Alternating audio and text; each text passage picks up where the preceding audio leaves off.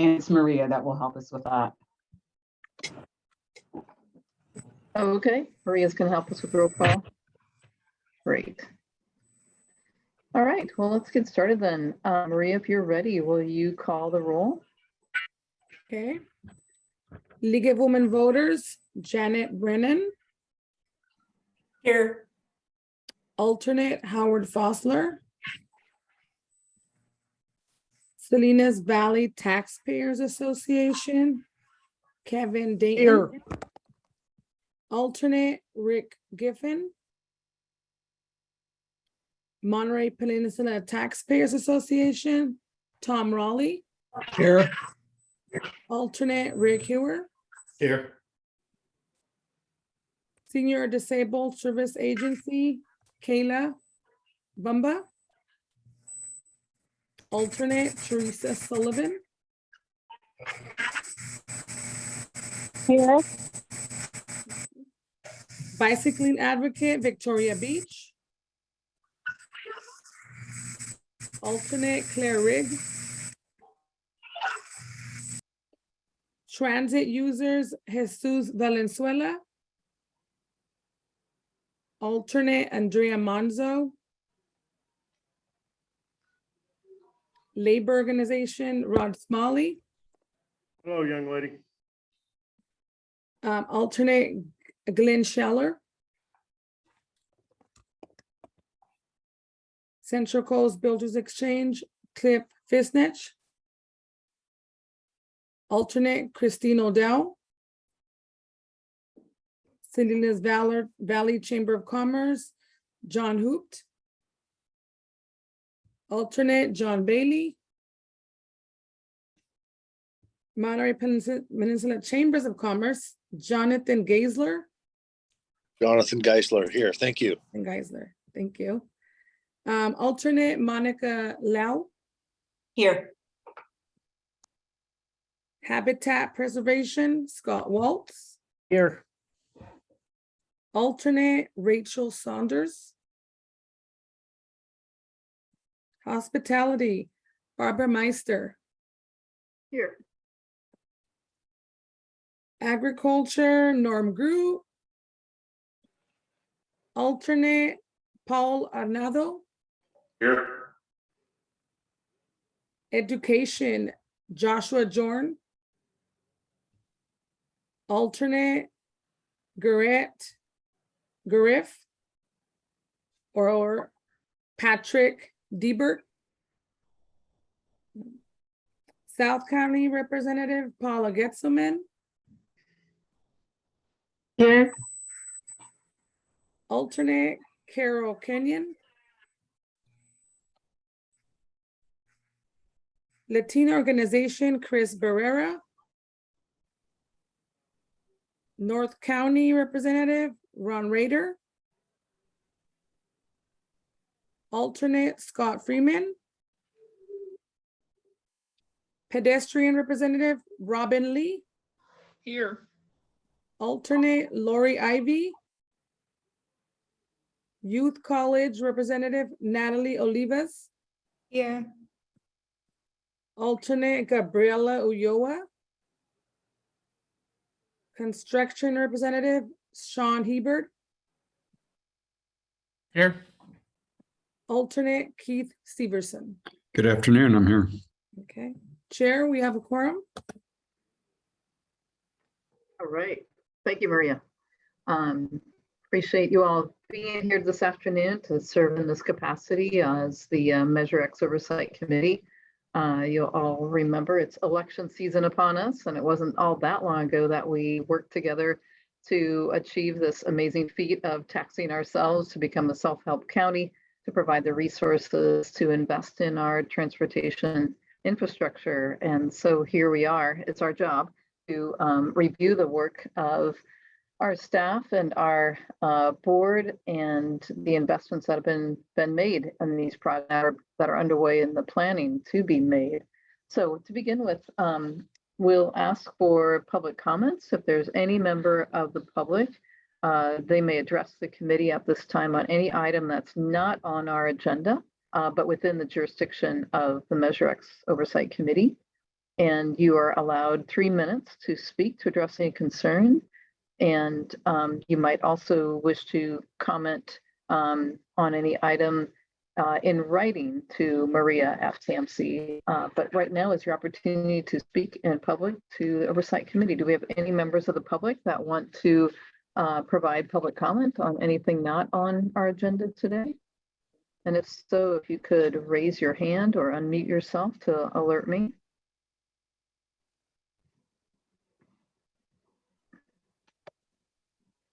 Okay, I do not see anyone from the public here to speak.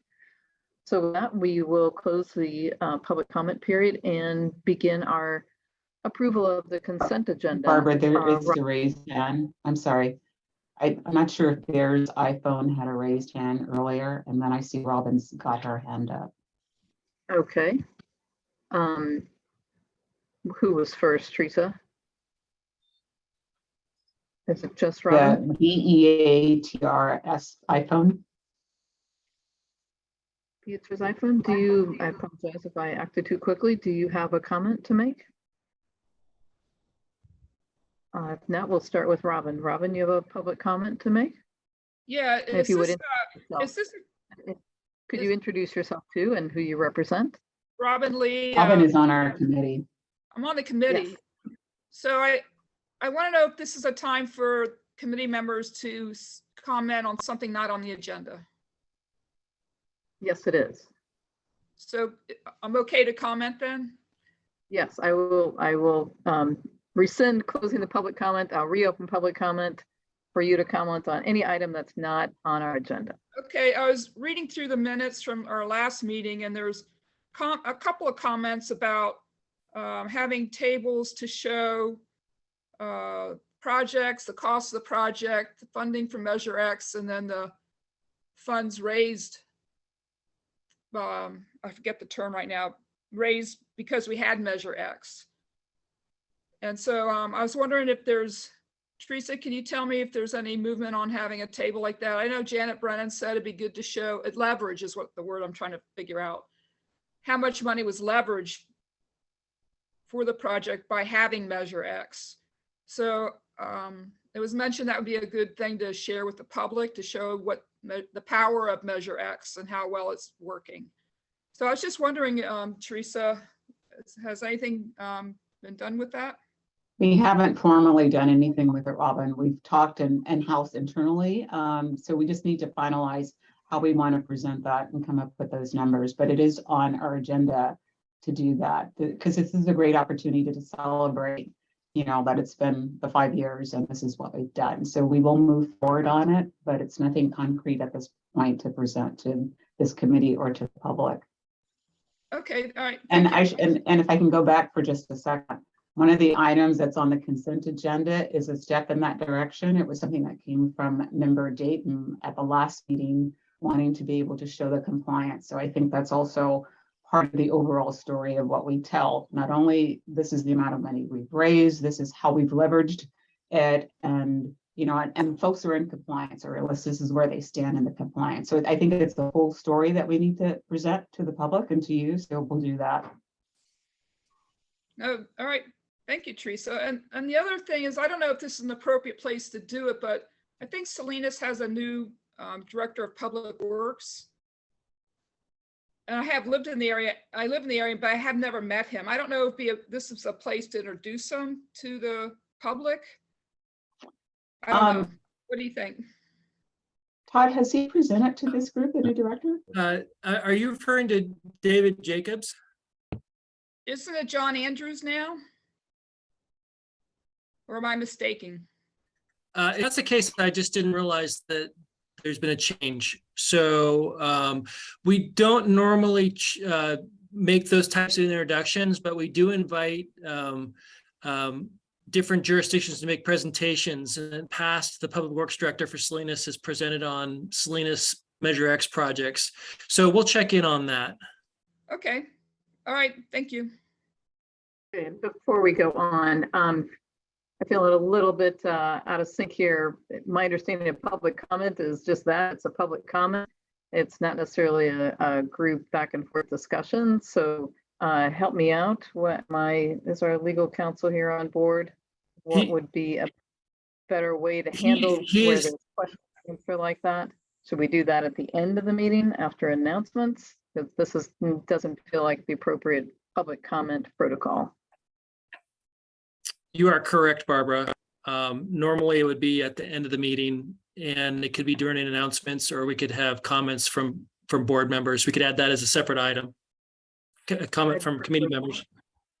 Okay, that's what I was wondering, when to make these comments, so like Right, more so- appropriate at the end of the meeting. Okay. thank you. Exactly. So let's reset here.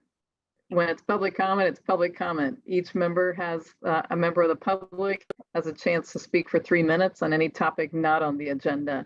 Fellow board members, if you have a topic that we have not included in the agenda up until that point in time, at the end of the meeting, I'll allow a chance for any other discussion or announcements or questions of staff. That be all right? All right, Janet, your hand is down, correct? You'll save your point for later on if it's not addressed during the course of our meeting? Or do you have a public comment? That's as a- All right, wonderful. Now, I'll ask for one final time before I rush on. Is there any other member of the public that has a comment to make that on a topic not already addressed or likely to be addressed on the agenda? And Peter's iPhone, your hand was up earlier. I'll give you more opportunity.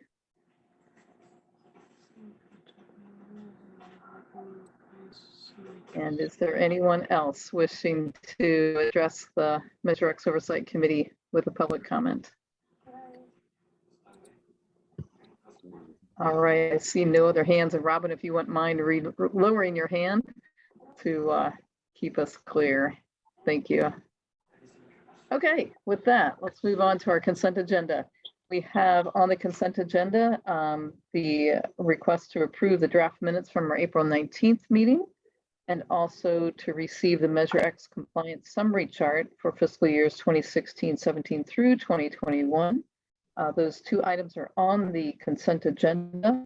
If anyone wishes to pull that off of the consent agenda, please make that request now. Yes, Barbara, I'd like to pull the minutes off the consent agenda. Okay, A quick question on 3.2. Can somebody explain what MOE stands for yes. in the chart? Let's pull both items off the consent agenda since we need to discuss them. Not really. Well, I'm going to go ahead and do that because you're probably not the only one with that question. So Okay. Kevin, if you would share with us let's open for discussion. Yes, I'm not item- sure we need to revise the minutes, but if you notice, all of a sudden at the end of the meeting, I'm the one who adjourns it. And there should have been a notation somewhere in there where the chair position in the meeting was transferred. Okay, is that clear to you, Teresa? The change that Kevin is Yes, expecting? got it. Okay, are there any other corrections or additions to the minutes? All right, if not, then I would entertain a motion to approve the minutes and a second. I'll make a motion to approve them. Okay, is there? All right, Kevin Dayton moving to approve the minutes and Rob second. Any other discussion on the minutes? If not, all in favor of approving our minutes? Question from on April- MOE. Tom, I'm taking both items separately. So right now we're voting to approve the minutes, not the consent agenda. I'll entertain gotcha. that one next. So all those in favor of approving the April 19th minutes as corrected? Raise a hand. 0. Fake hand or a real hand? 0. All those opposed? And motion carries. Thank you all. Okay, let's move on to item 3.2, the Measure X compliance summary chart that Kevin had requested at the last meeting and staff put together. And now, Tom, I'll entertain your question. Just what does MOE stand for? in the Maintenance chart, of but I effort. didn't see an explanation of it. Tom, so obviously I should have put that in the legend somewhere. MOE stands for maintenance of effort. And if you will Okay, recall. got it. Got it. Okay, cool. Everybody else clear about what that means? A great chart. Alright. Teresa, I Thank would you for putting recommend, it. sorry, go ahead, Ken. Thank you for putting it together. All right, and my last comment would be, Teresa, if you could, when you add MOE and you spell out the acronym, maybe just a very brief explanation of what that is for those of us who are not immersed in this as deeply as we all are, right? So this is meant to be a handy and quick one-page, very easy to comprehend report on the progress of all the jurisdictions since the inception of the tax. So yeah, I agree with Kevin. Thank you very much. And this is very easy to look at and see where the trends are, where improvements were made, and where there still is some ongoing need for attention. Janet? Okay. I move to approve. I move to approve the chart. Okay, it's been moved. Is there a second? Second.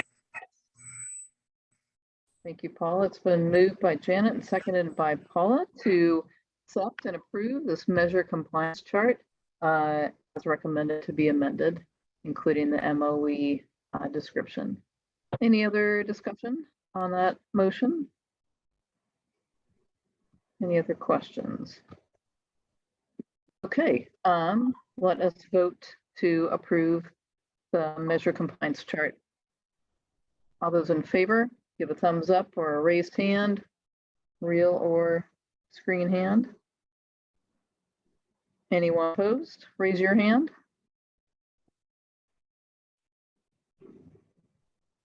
Teresa, I assume you're a positive hand that's still stuck up from before? Positive hand. Okay, excellent. All right, then the motion is carried or approved to accept the measure compliance chart as amended. Again, thank you, staff. This is super helpful. Okay, with that, let's move on to our agenda. First off, the Measure X Senior and Disabled Program, we have to receive an update on this program.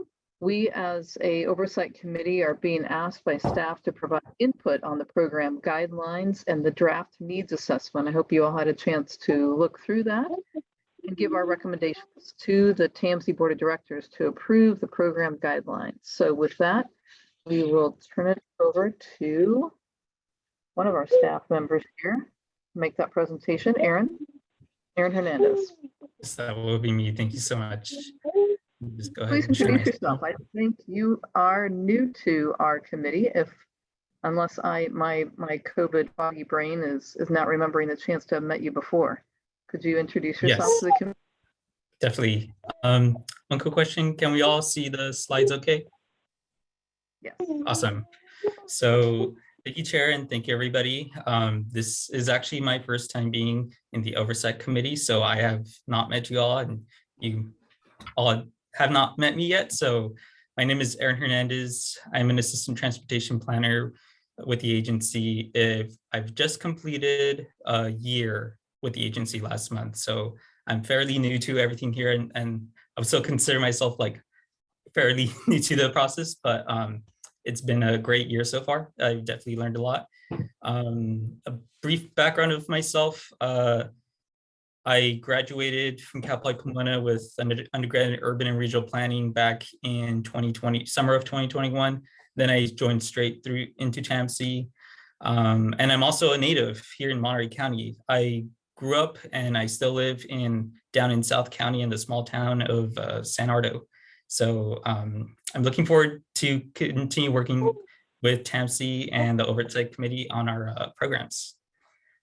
So for today, I'm going to be providing an update on the Senior Disabled Transportation Program. And I'll be going over the current activities in cycle 2 as we're currently in the cycle 2 period. Right now, we have just started the third year of the 3-year cycle. So the fiscal year 22 to 23 period of cycle 2.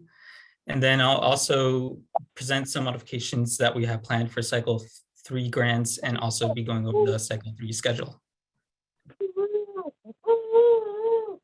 So brief overview of the Senior Disabled Transportation Program, pulled from our Measure X programs, policies, and descriptions vetted by the community.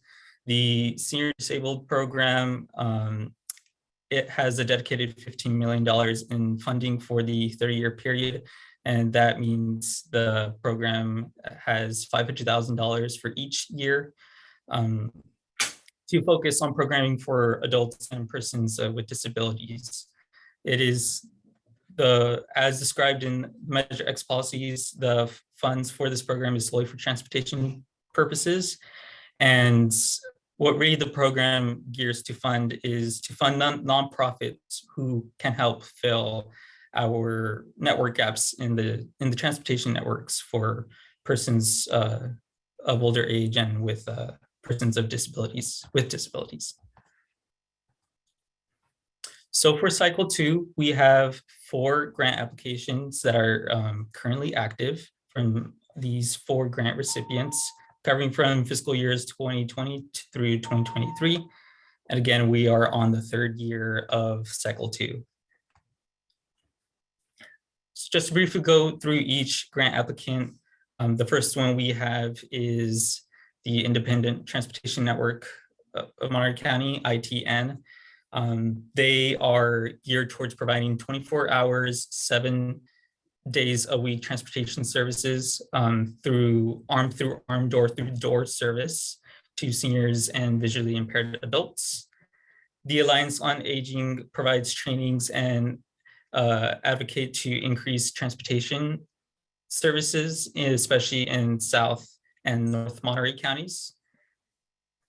The Josephine Kearns Memorial Pool provides a trip subsidy program to low-income senior and disabled residents to get to their therapeutic aquatic services at their pool. And then finally, in this cycle 2 period, so the first 3 have actually participated in our cycle 1 period, but for cycle 2, Partnership for Children, this is their first time participating in the program and receiving funding. Their purpose is to increase existing transportation services for children living with serious illnesses. And so now we'll go over what exactly is the kind of work that they've been doing in the past year, specifically looking at their 2021 annual reports. Their annual reports covers the work that they do from the fiscal year of 2020 through 21. Yeah. So for Partnership for Children, as of today, actually, they have claimed 71% of their funds of the total $297,250. During this time, they were able to purchase a mid-sized vehicle, specifically a 2020 Toyota Prius, to transport children to the Bay Area hospitals, such as the Stanford Hospital, Children's Hospital, and the University of California, San Francisco Benioff Children's Hospital. They were able to serve 81 children, 100% of them living with a disability, and provide 231 rides for hospital visits, medical appointments, and legal appointments.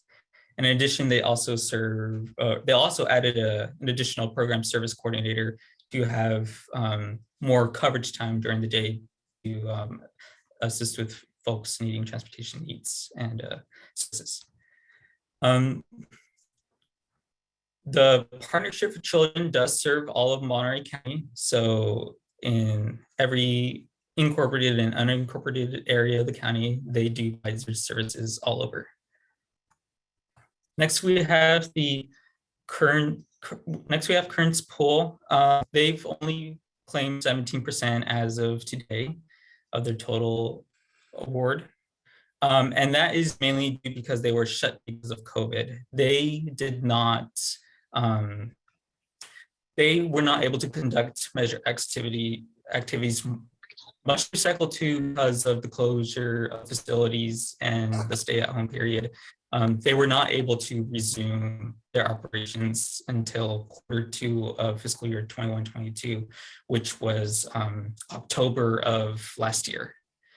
But before they closed down, some of the activities from the previous annual reports is they would provide transportation services through folks that live in the peninsula area like Seaside, and have gone south towards Haddad County.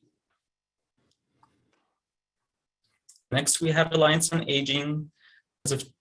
As of to date, they've claimed 59% of their $287,000. Alliance on Aging, being an advocate for transportation services for seniors, they have been coordinating a steering committee of ITN to help ITN launch their rural pilot expansion program, which is basically expanding ITN service to North and South County. And I've been involved in this committee as well, in these North and South County steering committees. And basically these committees, Alliance on Aging and ITN, work with local stakeholders from North and South County to understand what are the transportation network gaps and needs for seniors in these areas. For North County, it covers pretty much the unincorporated area of North County. So you're talking about Castroville, Prunedale, Aromas. South County, it goes as far as to King City. And so some of the other work that Alliance on Aging does is do a lot of outreach with other organizations and events to spread the word for these North and South County rural pilot expansion programs. Because I was part of this committee, the services actually launched back, well, the South County service, which is called the Valley Line, launched back in July. And just earlier this week, I wasn't able to attend, but I think maybe Teresa Sullivan was able to, but there was a launch event hosted for North County. And which I should probably go to ITN and talk a bit, since it's kind of an overlap, but ITN has so far claimed 69% of their $930,000 grant award. And so ITN, being the biggest grant recipient for this program, in the 2021 report, they stated that they provided over 5,000 arm-through-arm, door-to-door rides to seniors, and added 91 new clients in this period and 10 new volunteers. So they partnered with Alliance on Aging, as how I explained before, to expand their service in North and South County regions. And I'm looking forward to see how that program is going to roll out, and how much more folks we can get on board for this transportation service. One thing that stood out to me from ITN, since I've taken over the program here at TAMC, is that during the COVID-19 shelter-in-place mandate, a lot of seniors had to stay shelter in place, so there was not much activity and rides going on. So what ITN did is they partnered with Meals on Wheels to deliver lunches to everybody who was sheltering in place 5 days a week. And they were able to successfully deliver lunches continuously to 280 seniors. So I thought that was pretty remarkable of the work that they've been doing. And ITN has been expanding their network. So they've started in the peninsula and worked into Salinas and the Trail Park area, Carmel Valley. And just recently they've launched their service in North and South Monterey County. So just emphasizing on the COVID-19 pandemic impacts, it's really has had an impact on all of our grant recipients, with current school not being able to open through much of cycle 2 until October 2021. A lot of outreach activities that like the Reliance on Aging has been doing was moved to online. And while it does make it convenient while it does help that they provide outreach online, it does make it harder for a lot of senior folks who may not have that technology ready in their hands to participate in online events. And of course, through all of our grant recipients, ridership numbers, as we're now in the recovering period of the pandemic, ridership numbers steadily are increasing over time as things have opened up and such. So one thing that I want to hear is past critiques that were received on the program. And most of these critiques were from the cycle 1 period. So I want to emphasize that in the cycle 2 period, one of the main goals for cycle 2 was to address these past comments that were received on the program. And much of the program was revised in a way to attempt to address these critiques. So one of the big critiques received was geographic distribution. During the cycle 1 period, the grant recipients had left out South County, south of Salinas. So we see in the cycle 2 period, like with ITN and Reliance on Aging and our current partnership with children,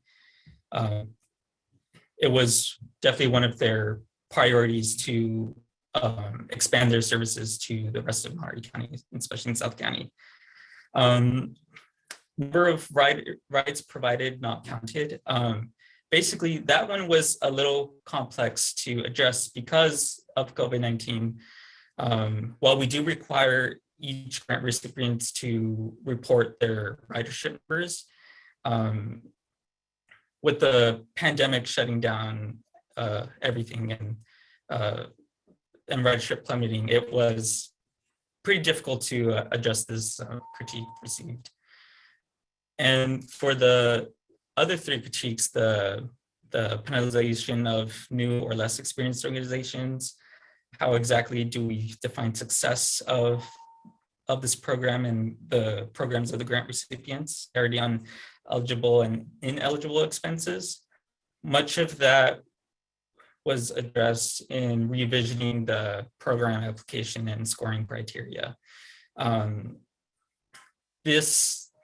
The program application scoring criteria that you see here was the one that applicants for cycle 2 saw. So the change in the weighting of scoring criteria was changed. So applicants were more impacted based on what they provided in their program goals and purposes and program benefits. And then they were equally evaluated amongst feasibility, geographic equity, and cost effectiveness in terms of the scores that they received. So this will be something that the Oversight Committee may consider, whether or not they think that the criteria presented here that was used in cycle 2, if it should continue remaining the same in cycle 3, or whether or not the committee want to see some changes in the scoring or redefining some of the scoring criteria, but something to think about. And as for cycle 3, so the preparation for cycle 3 has been ongoing this year. Currently, right now, we are in the stage of receiving public comments and comments from committees on the program guidelines and needs assessment. We have already brought this to the MST Mobility Advisory Committee. And so next steps for cycle 3 is to determine grant funds available for next cycle, which will be at least 1.5 million plus whatever rollover funding we get from cycle 2, because it may be the case that all grant recipients will be able to expend all their funds by the end of cycle 2. And then we designated the length of the funding cycle to be 3 years, just because that is being consistent with the past funding cycles as well. And cycle 1 and cycle 2 have both been in the 3-year period.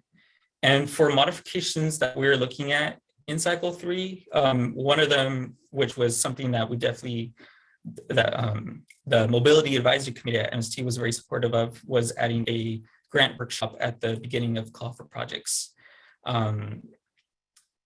As of right now, we don't have the call for projects date set, but it will be in one of the first or second week of when call for projects over, which I'll go over in a bit right now. And a second modification that we wanted the Oversight Committee's input on is whether to make the needs assessment something permanent as we go through every cycle. And that is mainly because the needs assessment, the first needs assessment was done in cycle 2, but that was mainly because of the response received that of the South County lack of geographic equity. So the needs assessment was done in response to that, and it was done whether to see what kind of transportation network gaps are in our Monterey County transportation network. So, so with the needs assessment, would it be something relevant to have in future cycles, as it helps inform the committee and applicants of what kinds of needs are currently present in the region. And then finally, one thing that we're looking to modify is, so right now, applicants, when they submit their quarterly claims 4 times in the year, they organize their receipts and quotes that they submit by either expense category or by month. So what we're looking to do is just have applicants separate their receipts and quotes by expense category only, just because it really helps staff review the claims in a much speedier process. That way, so staff doesn't have to go back and like identify. So if it was by month, if the quotes were organized by month, then staff would have to go back and identify which quotes by month belong to which expense category. So for cycle 3, we want applicants only to organize these quotes by expense category. So looking forward to the cycle 3 update schedule. After our meeting today, the public comment period will close it by the end of the month. And we're hoping to have the new program guidelines and needs assessment approved by the board in September. And on September 28th, that's when the call for projects period will open. So a week or 2 after that, it's still to be dated for right now, that we would want to add the workshop to make it easier for applicants to understand what exactly they're applying for. And so December 1st is when the applications are due at 12 p.m.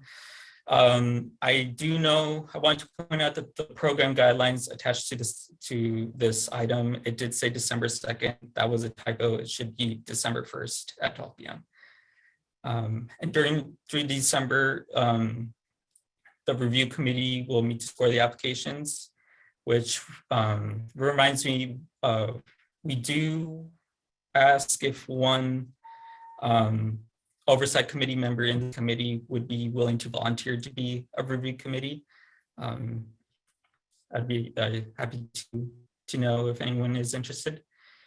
And then into 2023, when we would draft the program and projects and bring it back to the Oversight Committee and adopt the program of projects to the TAMC board in February and execute cycle 3 agreements in March.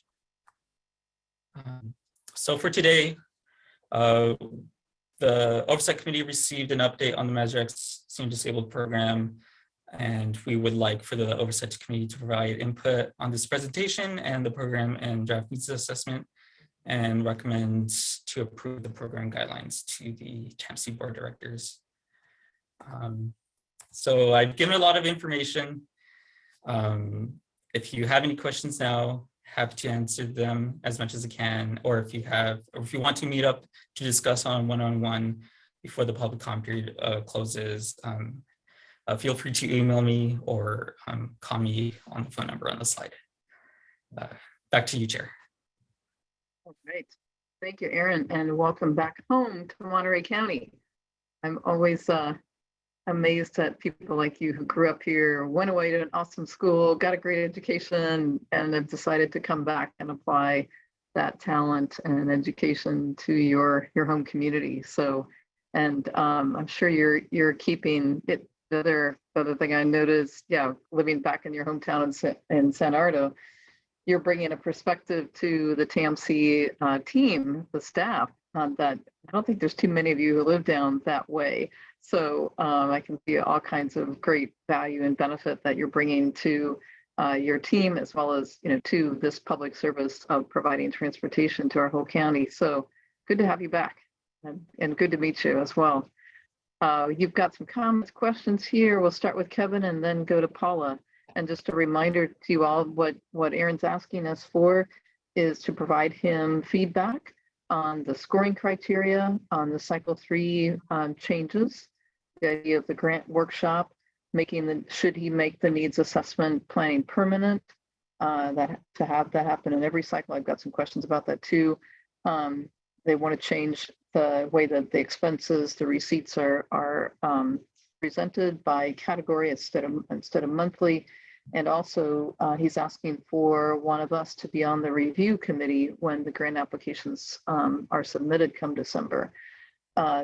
With that, we'll start with Kevin and Paula and take it from there. Go ahead, Kevin. Right, this is both for Aaron and for the committee. Some of you may have remember, and I can't remember who else was on the committee besides myself and Caleb Bumba. But when this report came up in October 2019, the chair at the time, I think it might have been Paula, appointed a special ad hoc committee to go over such questions as we had today.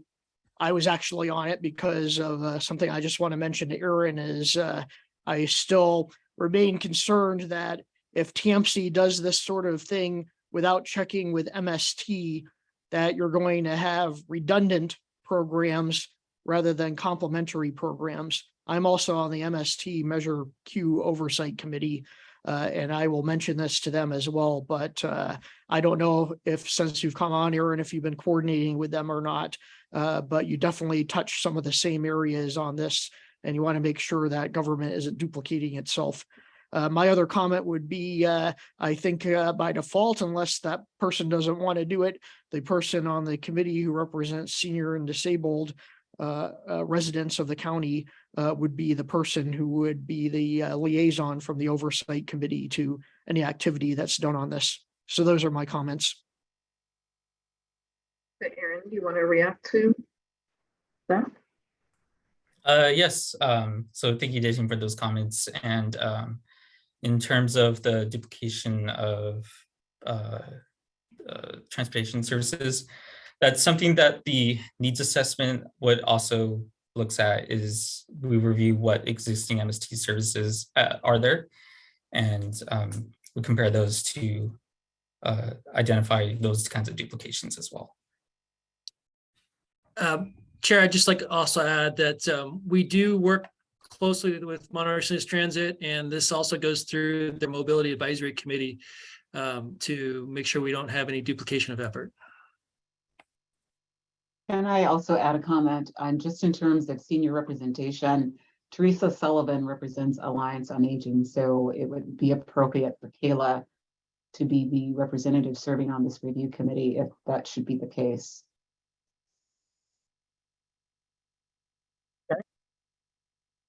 Hold that thought. Any other comments to Kevin's concern?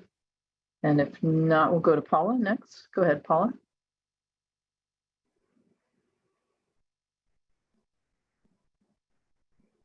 Paula, you need to unmute. I thought I hit that, not as hard as I thought. Now you did.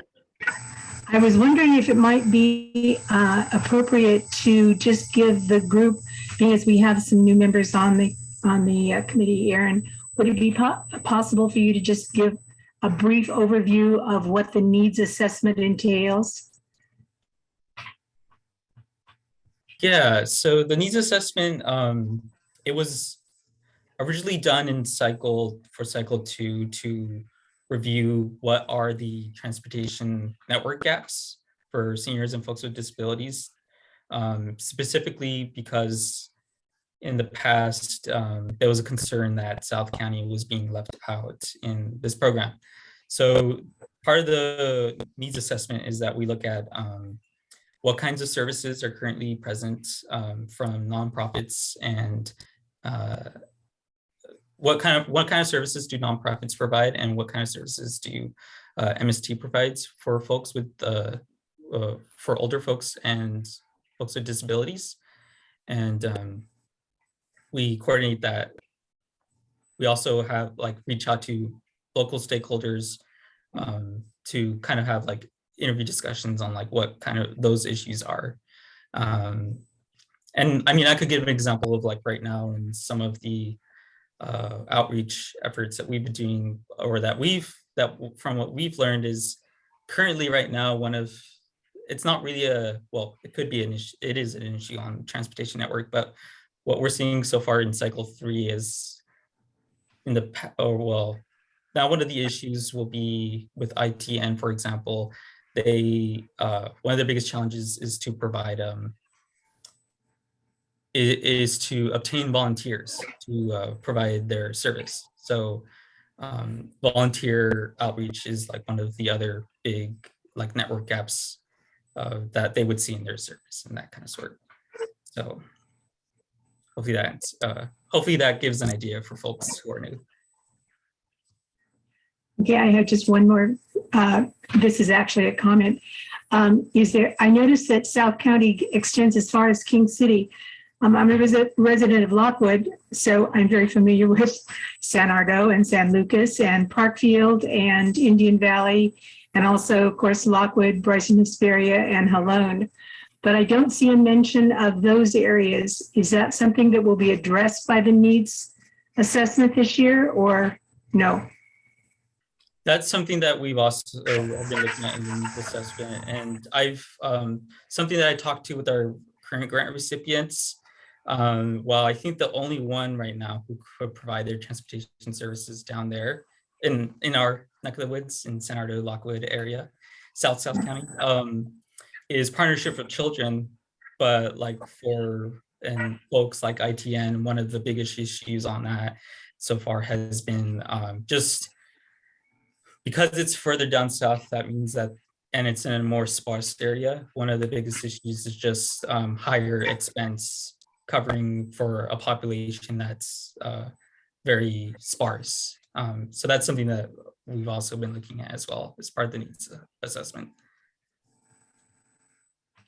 Thank you.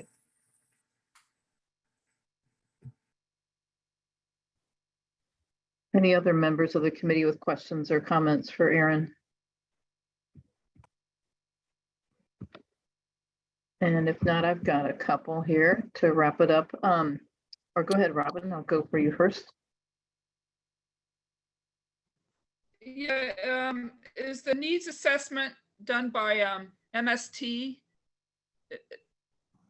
You're not asking each group applying for a grant to do a needs assessment of what they'll provide, but this is an overall needs assessment done by MST, I'm thinking. The needs assessment is conducted by TAMC staff, but we coordinate with MST and other local partners to help us inform as we build the needs, complete the needs assessment. Chris? Hello, Aaron. Great report. Thank you very much. May I get your contact info if you could put it in the chat? Yes, of course, If Steph. possible. And I noticed that in all these partnerships, because of COVID and everything, they weren't able to claim 100% of their money. How does that work? Does that what wasn't used transferred to the next year, or what happens to that money that was not used? Yeah, so that money will just primarily get rolled over into, so cycle 2 funding that won't be used will get rolled over into cycle 3, but yeah, it'll go back to the program. But it goes back to the same recipients, correct? It will not, because for every cycle, we do require all recipients to, if they're going to return, we require them to reapply. Because for the Josephine Kerner Memorial Pool, they only claim 17%, so they lose out on the rest. Is that? Yeah, so for example, Prince Pool, for example, if they don't expend all their funds and if they reapply again, it does not necessarily mean that whatever funds they didn't use will go back directly to them, but it'll be applied through the overall application for all applicants for cycle 3. So that's something that yeah, go ahead, Todd. I'm sorry, Aaron, I didn't mean to interrupt you, but I was going to add some clarification. For the Kearns Memorial Pool, at the end of cycle 2, they had funds left over for this because of COVID, and the committee and the TAMC board approved letting them carry it over into this cycle. I'm sorry, cycle 2, from cycle 1 into cycle 2. We're currently in cycle 2. So all of these current recipients have until, I believe it's June 30th of 2023 to expend the money that they've been granted. And so they may well have expended all the funds that they've been granted by that point. And if they haven't, we would carry that over into a future grant cycle. So we would add to the next cycle, unless there was a circumstance like that happened last time with Kearns Pool, where the decision was to allow them to carry over funds. I see. Okay, well, thank you. And thank you for your email, Aaron. Okay. Anyone else? Before I lob a few questions here at Aaron.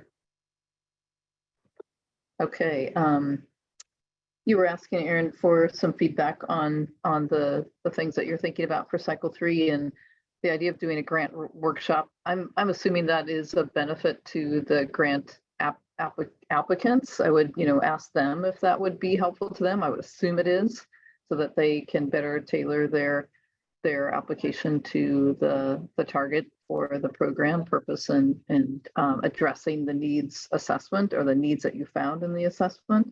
I would think that would make sense, but I would defer to those grantees themselves. You might ask them, hey, would you like there to be a grant workshop? Would that be helpful to you? So just throw that suggestion out there. And then the question about, should the needs assessment be permanent, doing it every cycle, every 3 years? I'm curious as to what extent,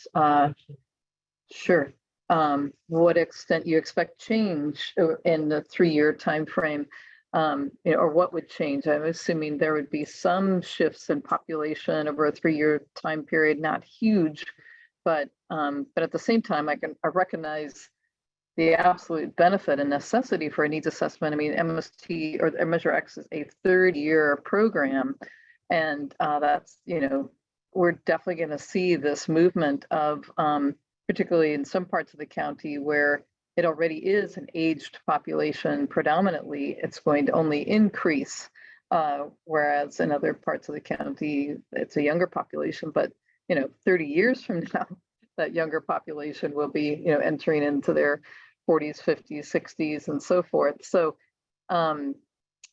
tell me why you think 3 years, or what would you be assessing every 3 years, or should that needs assessment be done, say, every 6 years, every other cycle? Any insight or how you're thinking about that?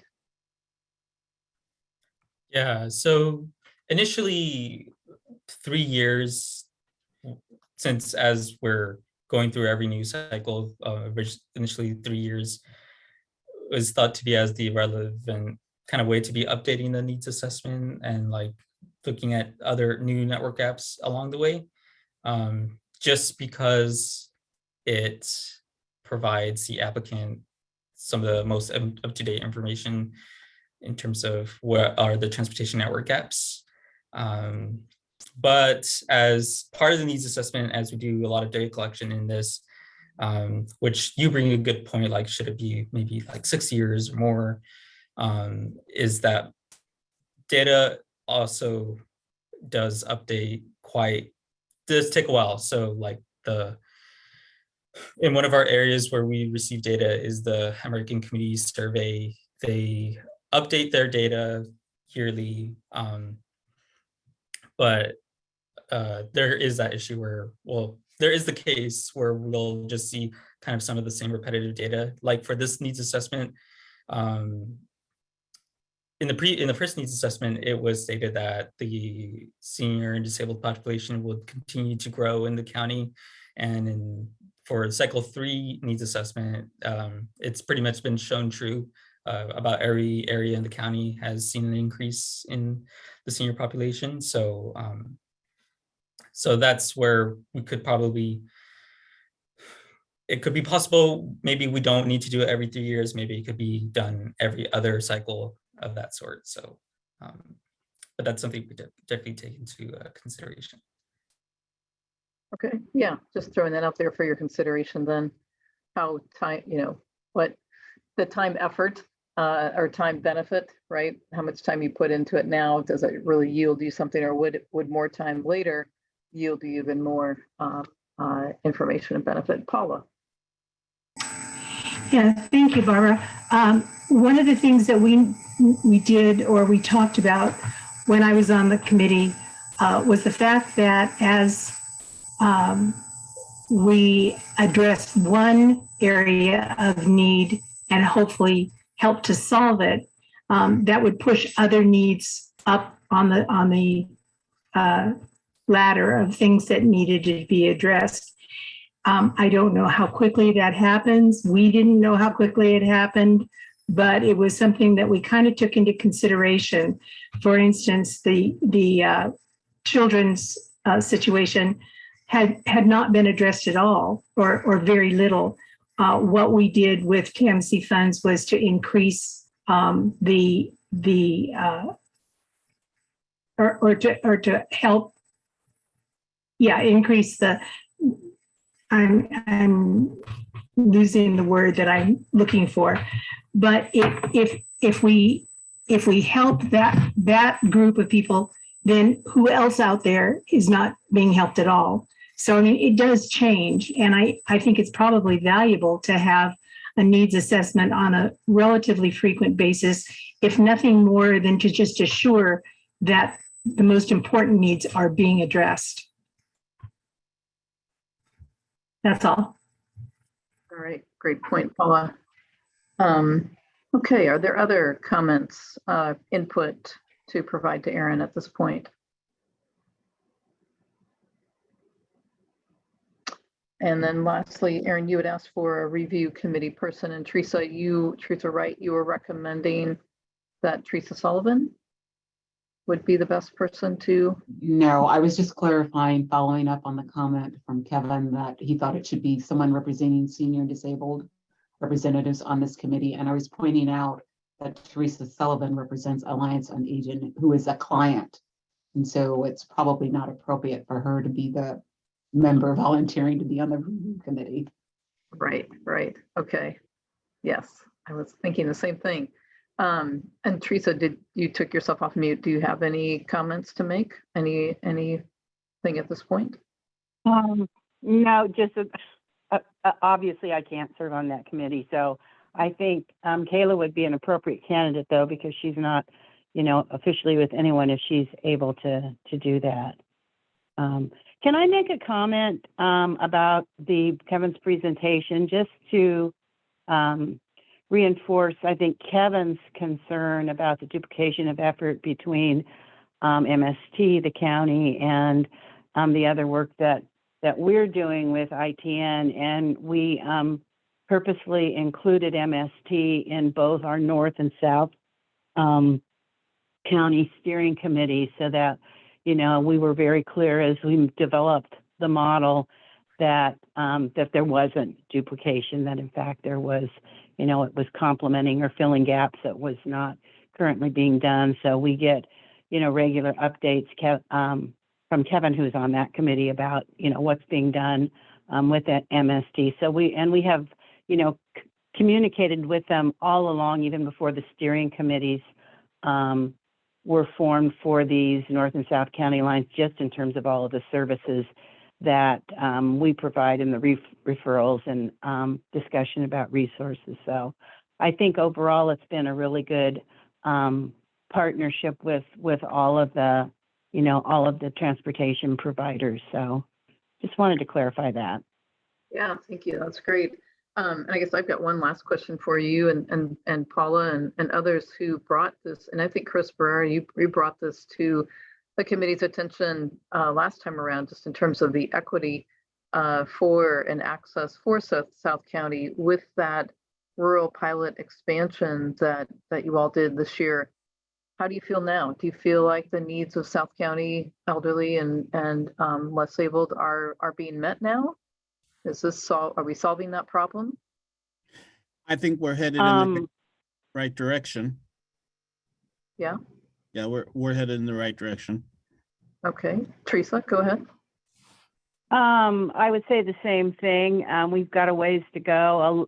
At least the ITN country part of this relies on volunteers, as someone mentioned. I think Aaron did. So that's been a challenge and will continue to be a challenge to recruit those volunteers. But I think in terms of engaging the community, both North and South counties, in this whole process, it's really been, I think, amazing and exciting. And the launch of the Valley Line down in Soledad, I think, was really gave great exposure to the needs and this new solution. So I think we're on our way, but we certainly aren't there. That's encouraging. Wonderful. And do keep us informed. Teresa, right, has her hand up, and then Laura. Okay, yes. I was just wondering if we should revisit the representation on that review committee. So if Kayla is not available to serve, I'm wondering if we should see if there's someone else on this committee who would be willing to serve if she's unable to. And do you have a recommendation, or does someone have a recommendation? Anybody else on this committee willing to serve on the grant review committee? And I think we also looking for volunteers here. But do we also have a little bit of time? Like, can we decide this at the October meeting? Because the grant. We could. Yes, we could. But I just wanted to throw that out there. Let's consider it.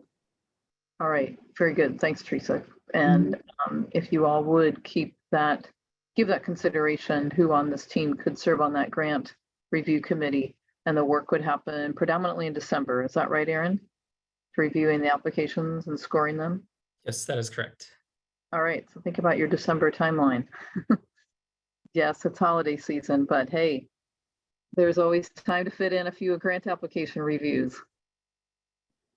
All right, anything else on this topic? And Aaron, have we given you what you need in terms of feedback and input?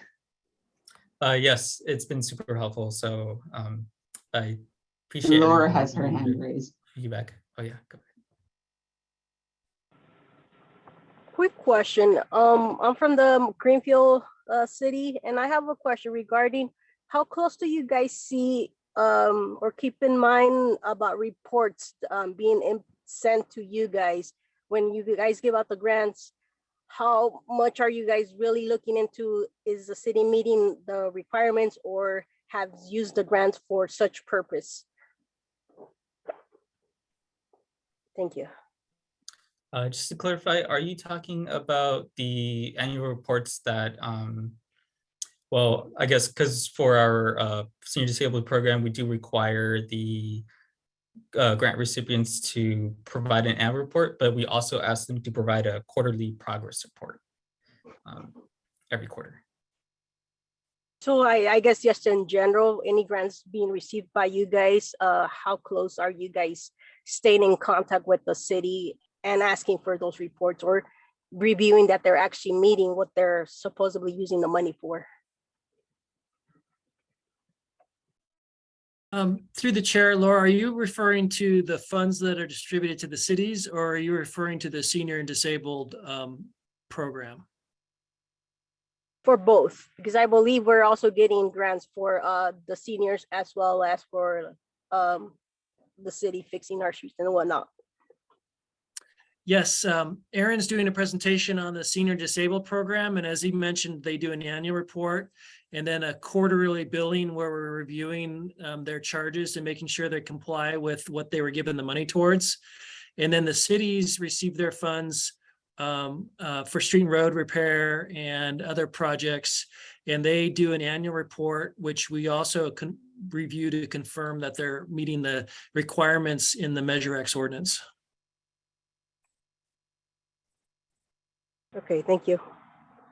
All right, thank you, Laura. And Laura, that report we reviewed in the early part of the meeting, the measure compliance chart, that is in today's packet. And it's also all annual report for every year is on the Measure X pages of the TAMC website too. So that data is available to you. All right, we do not need to take a vote on this matter. Is that correct, Teresa? There's nothing formal to approve, although I do see the reference, we need to recommend to the TAMC Board of Directors to approve program guidelines.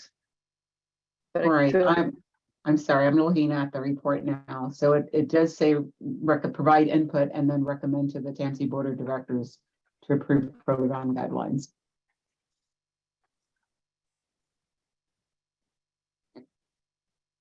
Okay. The public comment period for the needs assessment and program guideline closes August 31st.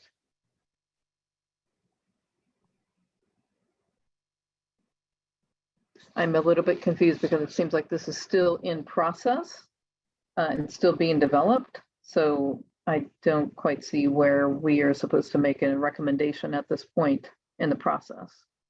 Why would we make a recommendation on something that is still in development and the public comment period for this closes on August 31st? You're right. Any comments, Todd, on this? How should we move forward? You have to unmute yourself, Todd. Thanks. I think we just can take input from the committee right now and wait until the public comment period is closed. And if there's significant changes or recommended changes, we'll bring it back. We'll delay and bring it back to the XDOT committee. And if everything is minor, we'll take it to the board. Okay, well, I feel like we've given you and Aaron a good bit of feedback and commentary on and suggestions to consider. So unless there is a motion, unless we need to formally do something, I'm not seeing that. I feel like this has been a robust discussion and the input's been given to staff. Nodding heads? Yes, that sounds good. Okay. All right, go forth, Aaron, and do good work. All right, thank you so much, everybody. Yeah, thank you. And we'll move on with two more items on our agenda. Next, we'll receive an update on the Monterey Salinas Transit MST's Surf, Busway, and Bus Rapid Transit project in the Monterey Branch Line Corridor. And here to give us that presentation is, please help me with your last name, and Michelle Overmeyer. Excuse me, I believe it was Doug Bilsey listed on the agenda, but he had a conflict today, so I'll be Turn it over to the two of you. Yeah, so I'll be introducing Michelle Overmeyer, the Director of Planning and Innovation for Monterey Salinas Transit. Really happy to have her here today to give a presentation on the Surf Busway project. So take it away, Michelle. I'll pull up the slides. Hello, Chair and committee members. Michelle Overmeyer. I'm the Director of Planning and Innovation at MST. So this item does not require action. It's just informational. So I'm here to give you an update on our Surf Busway and Bus Rapid Transit project, which I'm sure you all have heard of. Next slide.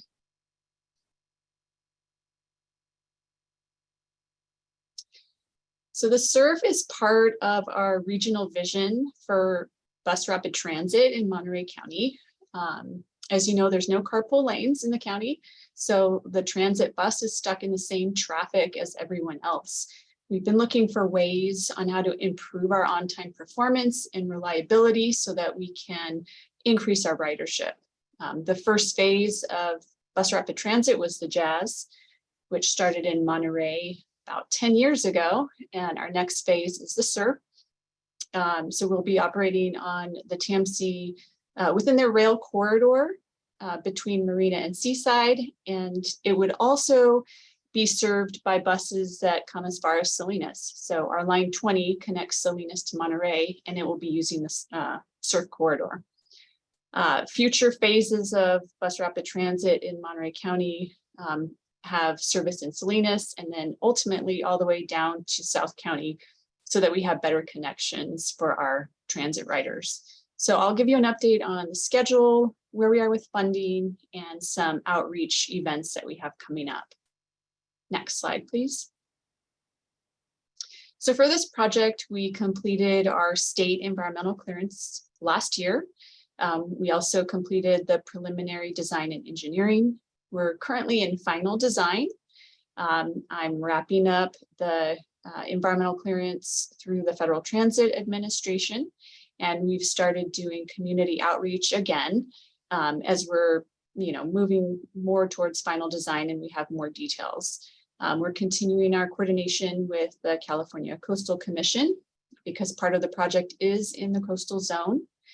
And we've secured quite a bit of money to construct the project, but we're still looking for funds to fill in that gap. We're aiming for construction within the next couple of years, and then the project should be operational by 2027. Next slide, please. So here's the money. I do want to highlight that Measure X is contributing $15 million to the project overall.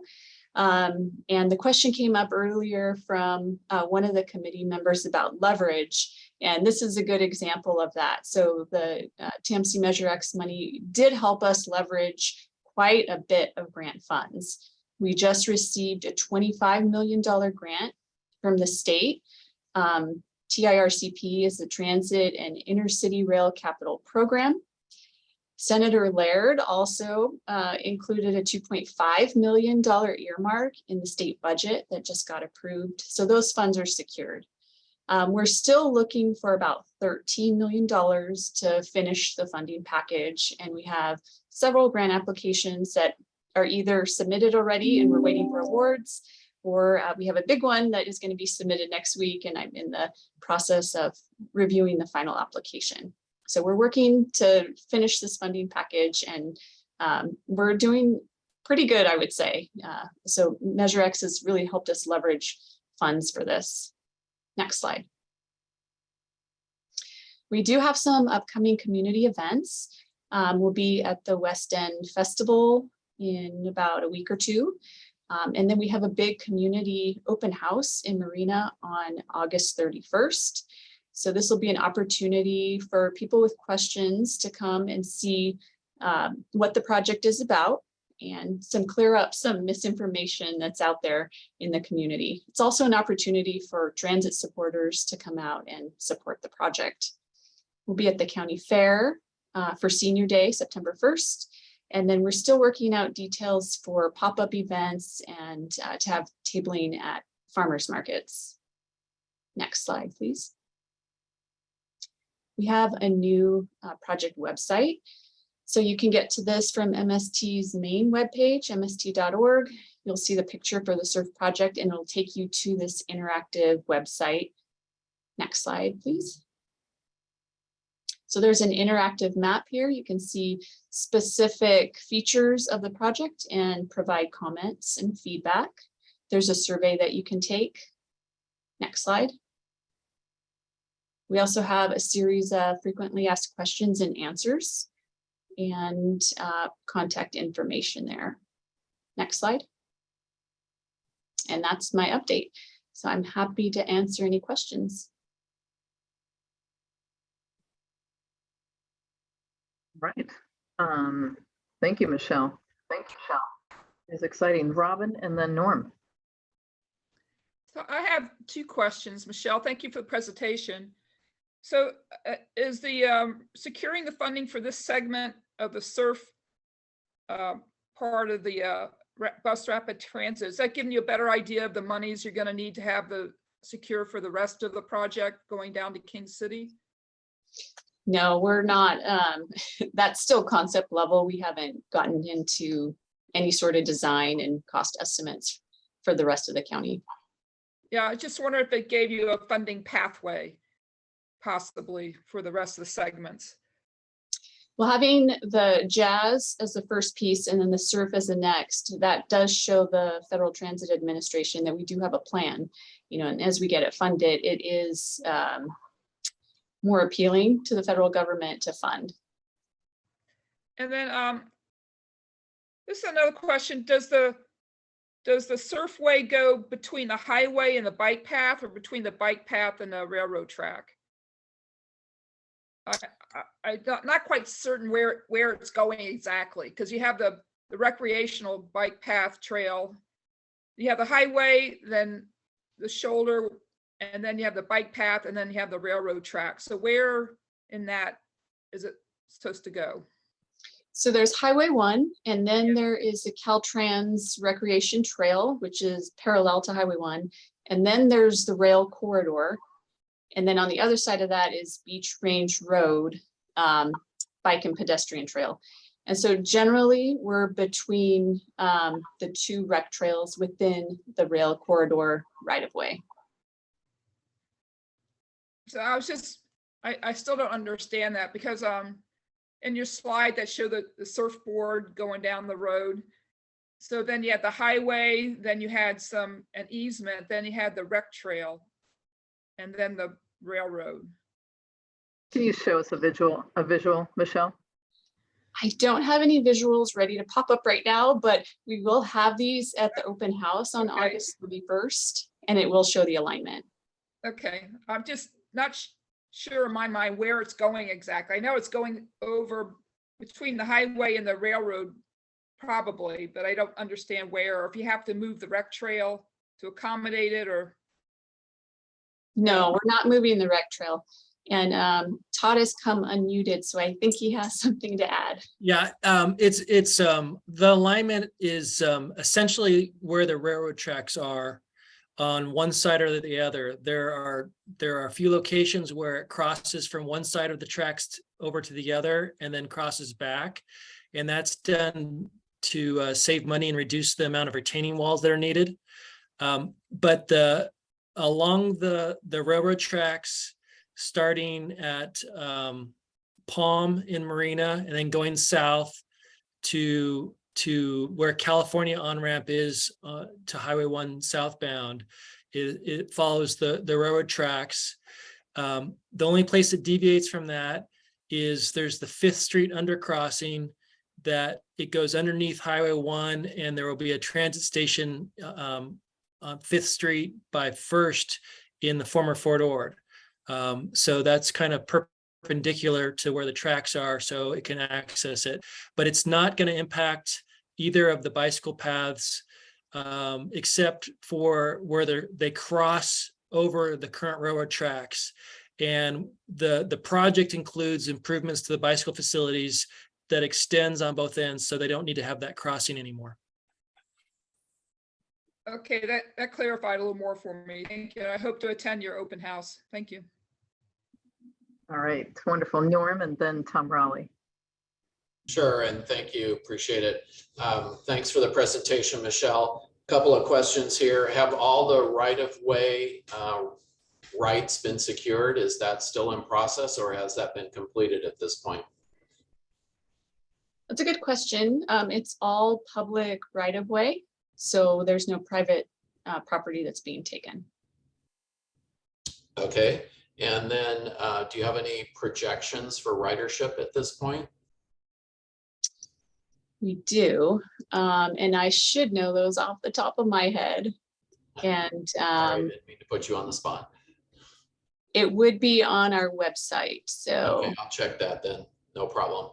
And then finally, is there going to be sufficient parking for those who want to use this surf way of getting into Monterey or Seaside or Sand City on the north side in Marina? Is there going to be sufficient parking that they can park their vehicles and then take the public transportation, or how's that going to work?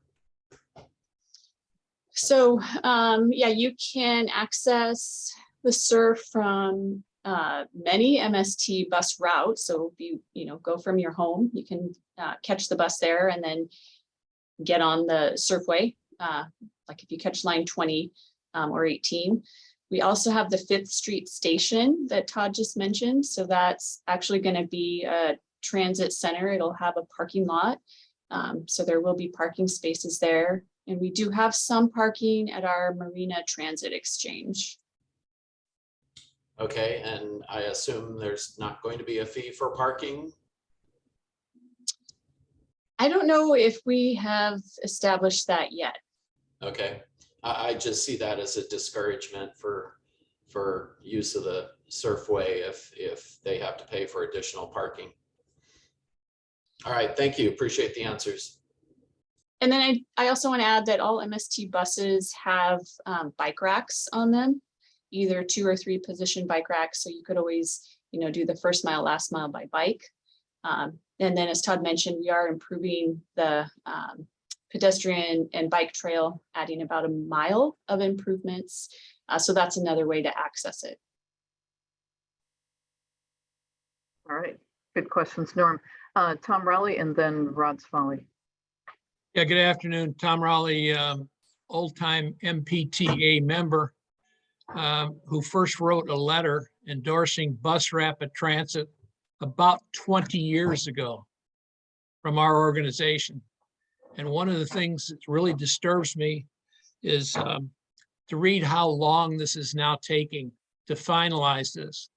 You're getting close, but it seems to me that there needs to be some acceleration in the timetable. Granted, you're a little bit short, but the cost of everything is going up. Your one graph said 50.8 million. Your write-up says 58.8 million. There's a difference of $8 million. So I'm not sure where that is, but we can discuss that later. But I just think I'm very disappointed to see it's going to take 4 years or 5 years to move from the design to the completion. Why is it? Well, you don't have to answer this question, but it's just very disturbing to see all the planning that's gone into this and now take so long to bring it to fruition. So that's just a general comment. Thank you. Well, I'll say I appreciate your comment. We do deserve better transit here, but we're estimating about 2 years of construction time. So it's actually going to take 2 years to construct it, and we are still doing final design and engineering, and that takes some time too. Thanks, Michelle. Rod. When's this going out to bid? We are, I believe, looking at within the next 6 to 12 months. I'm sorry, go ahead, Rod. Is this ever going to connect to Highway 68? No. Why not? That would be a future project.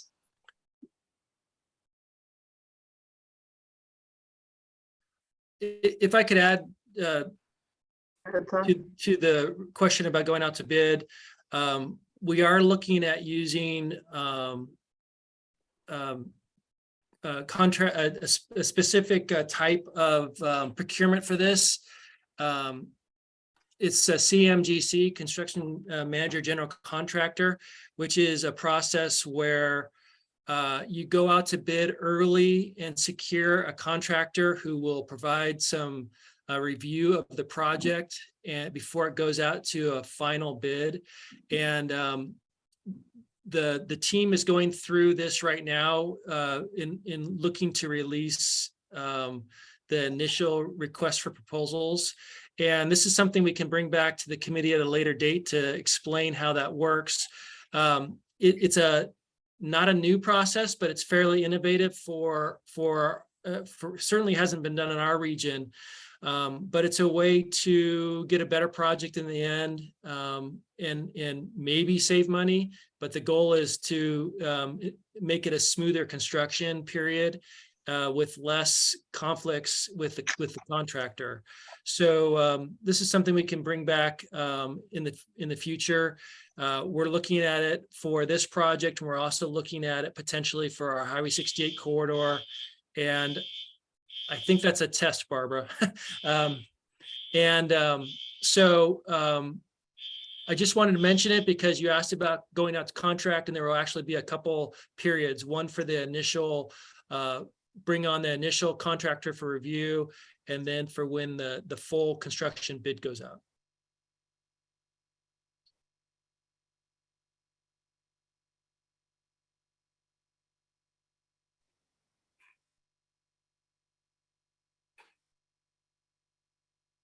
All right, yay, the TMC offices are not on fire. Kevin, you have your hand up. You go next. Yes, I wanted to respond to Tom Rowley's comments about how long it's taking. Michelle is too nice to say this. This project has been targeted by multiple lawsuits claiming that environmental review was inadequate under the California Environmental Quality Act. Some of the lawsuits are property owners concerned about their property maintaining value. Some of the lawsuits, I suspect, are motivated by people who don't want to do anything to make it easier for the hospitality industry to operate on the Monterey Peninsula. I don't like to describe motivation, but these are hostile lawsuits, and MST has to spend extra time preparing their environmental impact report to withstand those lawsuits, and they have to deal with those. So that's one of the reasons typically in California why it takes so long to do things here. Barbara, can I also just add quickly, Robin had her hand up for some time. I'm not sure if she still has a question or comment. And then Mike put some links in the chat box for everyone if you want to take a look at that. Yeah. Robin, was that a new hand, or I think that's a legacy hand? I don't have a hand up. Okay, so you did for a while, but yeah, we answered your question earlier. Yeah, and thank you, Mike. There's several links he put in here to provide us more information, a visual simulation on Vimeo and the SURF website. And that website looks really interesting in terms of the interactive capability. I might add and ask all of us here to support Michelle and the MST's project here in terms of encouraging people to go out to check the project out, either for these website links and this Vimeo link to your constituencies, or encourage them to stop by the table at the farmers markets, at the county fair. That August 31 event, Michelle, is in Seaside or Marina. In Marina, Carpenter's Hall. It's in Marina, Carpenter's Hall. I've got that on my calendar, and I'm going to encourage all of my coworkers who live in Marina to attend that and check this out. Could this be a better commute option for them coming in to work at the aquarium? And likewise, I'll encourage MCHA to promote that particular day for our employees that live in Marina and slog through Highway 1. This could be, and this was one of the #1 reasons why the aquarium endorsed Measure X and why we supported and helped to get the vote out on this. So I'm excited about it. And yeah, I too, like Tom, wish it was here already, not having to wait another couple of years. But also, wow, that in terms of the match, back to Robin's original point about leveraging funds, we put in 15 and the state gave us 20, 25, like half the cost nearly. And you still got applications out. So good luck with those. But this is a great example of the leveraging of our local dollars to bring in more state federal funds. Any other comments on this? And if not, we'll move on to our final item. All right, if not, thank you so much, Michelle. And please do keep us posted. And Todd, your point too, it would be helpful to have you explain that new contract management. I didn't get the acronym down, but please do bring that on a future agenda if you would. We will, thank you. Okay, all right. Our last report here to receive is on the Safe Routes to School program. Ariana Green is here to tell us what's new on Safe Routes to School. Thank you, Barbara. Hi, everyone. Ariana Green with the Transportation Agency, and I manage our countywide Safe Routes to School program funded through Measure X. So today we're going to do a high-level overview to bring you all up to speed on what we've been doing now that schools are meeting in person again. We had some challenges over the pandemic. And then I'll end the presentation by giving you a little look ahead about what's to come this fiscal year. So for those of you who are maybe new to the committee, our Safe Routes to School program is focused on making it safer and more convenient for kids to get to school. There's really a focus and emphasis on active transportation, so walking, riding bikes, scootering, skateboarding, but we also look at reducing traffic around the schools and programs like carpooling and busing. And we have all of our activities are sort of organized under these 6 goals here. Evaluation, which includes our Safe Routes to School plans. Engineering, which looks at the physical street environment and how we can make that safer and more comfortable. Education, that's focused on making sure that every student knows how to walk and roll and get around the street safely. Encouragement, we want to encourage fewer kids to be driven to school and more kids to walk and bike. Engagement is working with law enforcement and other partner and community agencies to really help us empower the community to get involved with our programming. And then also we want to make sure that we have equity in all that we do and really focus on our transportation disadvantaged populations and those who are maybe don't have access to cars. So we have, in terms of our budget, we have approximately $667,000 per year in Measure X funding alone, and that comes out to $20 million over 30 years. And this chart shows that we spend a little over half of that money on non-infrastructure programming, but we also provide funding and matching funds for infrastructure improvement projects as well, recognizing that it's really going to take both changing our physical environment as well as programming to really make a difference and make our kids safe.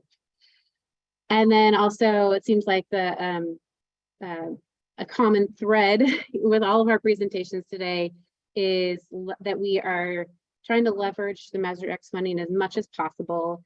So this chart shows on the left-hand side all of the projects that we've received state grant funding for. So we have several Safe Routes to School plans. We have the Every Child grant, which has allowed us to pilot a number of Safe Routes to School programs across the entire county. We worked with the city of Seaside to on a grant application to provide Safe Routes to School and community programming to several schools in Seaside. And then most recently, we partnered with the city of Salinas on a Clean California grant to do sidewalk art and walking school buses and educational programming in East Salinas. So as you can see from this chart, for every dollar of Measure X funding that we're spending, we're bringing in almost $10 in state grant funding, which is really great. This map just shows where we have active Safe Routes to School programming, and actually Gonzales should be highlighted on this map too. And we're currently working to expand our areas of programming. So some examples of that programming. Here's some pictures from our spring outreach on the peninsula. So we launched walk and roll programming where we're encouraging kids to walk and bike or scooter or skateboard to school. We started walking school buses with 5 schools on the peninsula in the spring. And really, I wanted to say that it's more than, this program is more than just walking kids to school. It's really an opportunity, and what we saw this spring was that kids were really enjoying connecting with their peers, the adults that were walking were connecting with each other. And I think it's something we've all been hungry for through this pandemic and being sort of isolated for so long. So this programming was a really wonderful opportunity to provide those opportunities for connection, and the kids just have so much fun. And this is a video that I'm afraid I'm going to try and play, but I don't know if it's going to work. But this was the Delray Woods Elementary walk and roll to school day. Are you able to see the video?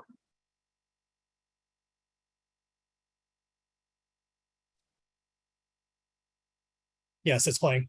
Okay, thank you. So you can see we had a lot of families turn out for this walking school bus. We had, I think, 50 kids alone turn up for this. So there's really a lot of interest in this type of programming. This next slide shows the areas where we have developed Safe Routes to School plans. So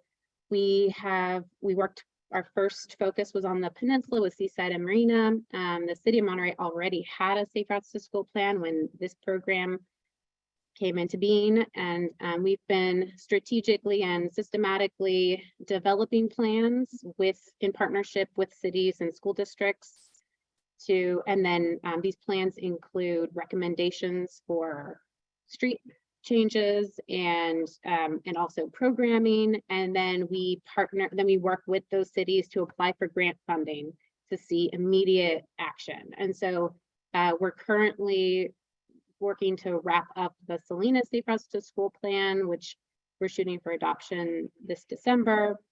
And then we've already kicked off our current Safe Routes to School planning effort, which includes all of the cities in South County. I'm actually in Greenfield right now, getting ready for one of our community steering committee meetings that we're having as part of that process. So, and then we'll be working with the cities to apply for the next cycle of grant funding to make some of these recommendations come to fruition. So here's a schedule for the Salinas Valley Safe Routes to School plan in case you're interested or want to get involved. We've kicked off our efforts in Greenfield this past spring, getting information from the community. We did walking audits with each of the schools in the city to look at the environment, the streets surrounding the schools and the drop off and pickup chaos. And we are taking all of that information and all the feedback from the community and drafting a list of recommendations that will then be vetted by the community. And then we're gearing up to kick off our efforts in the remaining 3 South County cities. So we're actually partnering up with Blue Zones, who's having an event in King City this Sunday. And so we're going to have a booth there and be talking with community members. And then next Thursday we'll be in Soledad at the farmers market on Thursday evening, doing the same thing, and the following Sunday in Gonzales. And then we'll be for each of these cities, we'll be doing we're going to test out some of the recommendations that the community comes up with. And this is an example of a street demonstration we did in Salinas in front of Hardin Middle School. So we tried out a protected bike lane. The school was having issues with cars pulling into the bike lane in front of the school. So this provided a protected space. And we were also we're lucky enough to work with a couple of really cool high school art teachers and talented North Salinas High School students to decorate the barriers for us. And and then we worked with the city of Salinas to apply for grant funding in this past cycle of state active transportation program grant funds. So fingers crossed we'll get it, but we'll be doing something like this in each of the South County cities as part of the planning process, and encourage this committee members, oversight committee members, to come check them out. We'll be sending out more information as we get closer to them. And then I just wanted to say that we have been really fortunate in that we've been able to partner with some other organizations who are really make all of our programming possible. We couldn't do it on our own. So we've been partnering with the health department and the local school districts and police departments and city staff and county staff. And then of course we have a really great TAMPC team. Aaron helps out with a lot of our work, and Doug Bilsey, and we've got a really great team all around. So, and we're always looking for new partners and new opportunities to collaborate. So if anyone on this committee has ideas or suggestions on some future collaborations, we're all ears. So a quick look ahead, what's next? So I mentioned the Clean California grant, the sidewalk art that we'll be doing in East Salinas.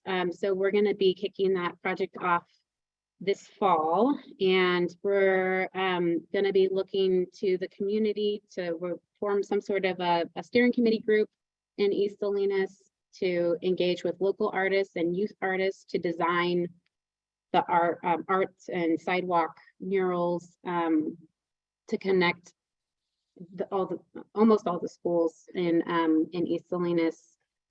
And so we'll be sending out, so look for more information about that soon.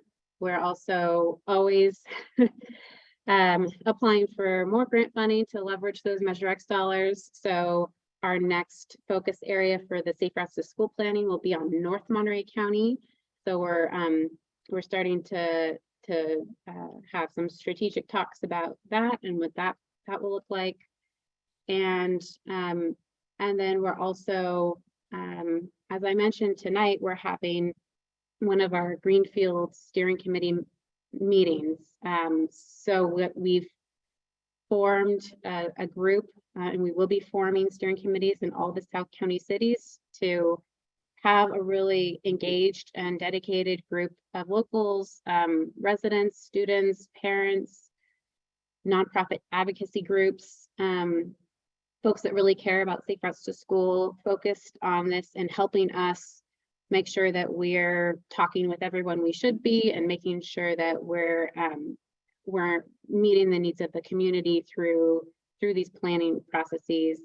And also part of another thing that the steering committee is going to do is we're going to do what's called a participatory budgeting process. So they're going to help develop a short list of projects through the planning process that will be funded immediately after the plan is adopted. And they're also, tonight we're going to talk about how we're going to how to develop a community voting process so that the community will actually get to vote on these projects. So a lot of exciting stuff coming this year, and I'd be happy to answer any questions you have. Here's my contact info if you have any questions after today, or any ideas for collaboration or partnerships.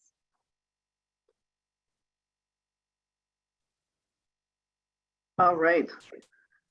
Very fun work you're doing, Ariana. I've got a question or two, but I'll defer to the rest of my colleagues here first.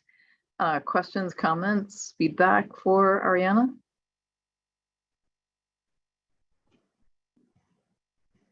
Nobody else? Okay. Or no, Norm, go ahead. Sure, thanks. Great presentation, thank you. I just saw a term I've never seen before in there. What is a traffic garden? Oh, I'm sorry. I totally forgot to mention that. So a traffic garden is where we have funding through one of our grants to install traffic gardens on the blacktop at 11 schools across the county. And traffic gardens are spaces to teach kids about traffic safety. And that's also a place they can practice their biking skills or scootering skills in a safe environment off the street. And they're designed, we're working with a group of CSUMB graphic design students to actually design the courses. And they're meant to look like a realistic streetscape so that the kids can practice sort of real world scenarios. So they'll have stop signs, they'll have a roundabout, they'll have some crosswalks where students will have to practice yielding to pedestrians. And we even have incorporated a bus stop into some of the designs. So, so yeah, I didn't include a picture in the presentation, but if anyone's interested, I can share some via email. Thank you. All right, now we got hands. Robin, and then Monica, and then Paula. Go ahead, Robin.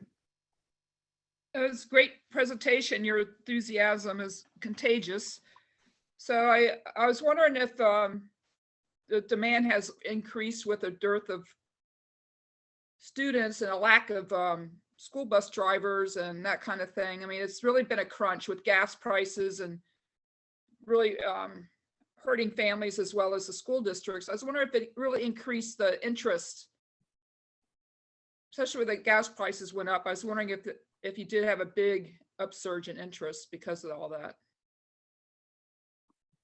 Yeah, that's a really good question. I mean, there seems to be a lot of interest just in general because it's something the kids want to do.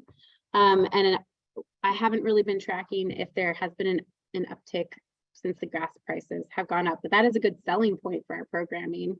And we also try to be sensitive and make the programming as accessible as possible. So people who live really too far away to walk the whole way, we also are encouraging and finding places for them to park a couple blocks away and walk in on the rest of the way to school. So that's a good selling point for us. Okay, Monica. Hi, thank you. That was very enjoyable. Thank you for the work you do. This is a quick question that might show a generational gap, but are part of the devices the kids are on, are you including electric bikes or motorized scooters as part of the education process? Or is that, I don't know what age level and if they're even allowed on school campuses? Yeah, you know, we haven't really been focusing on e-bikes. But that has been coming up more and more. There's definitely a growing interest in electric bikes. So I think it's something that we'll have to look into more. Okay, any follow-up there, Monica? Okay, all right, Paula, and then Chris. Thank you. Ariana, your job looks like it's so much fun, and I'm wondering where I can sign up. I was curious about whether you use program volunteers in what you're doing. You do. Yeah, so we're actually gearing up to we're looking for crossing guards. So, and we're also looking for volunteers to help out with our walking school buses. And we're sort of in the stage where we're piloting things and figuring out the best way to do things. But it's definitely we're definitely interested in in getting some more volunteers, particularly like non-parent volunteers that might stick around a little bit longer. So we will have some upcoming opportunities to volunteer as a crossing guard, or to be a leader or support for walking school buses. And I'm working with the school district. School districts have like volunteer paperwork that we need to go through in a process to make sure that our volunteers are safe to be around kids.